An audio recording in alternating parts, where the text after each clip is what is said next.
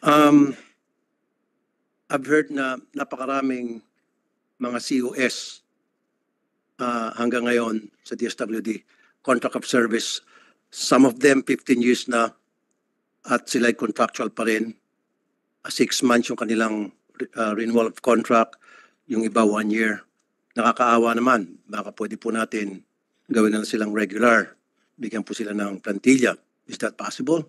Yes, according to my data, if I may interject, itong DSWD na dapat nangunguna sa social justice, higit sa kalahati ang contractual at saka JO, nasa 53.4% ayon sa datos ninyo mismo.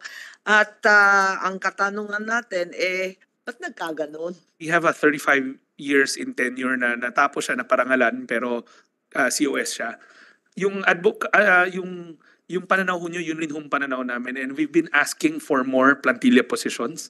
But unfortunately, because of the DBM's tight fiscal space, lagi kaming hindi nabibigyan ng sapat na posisyon.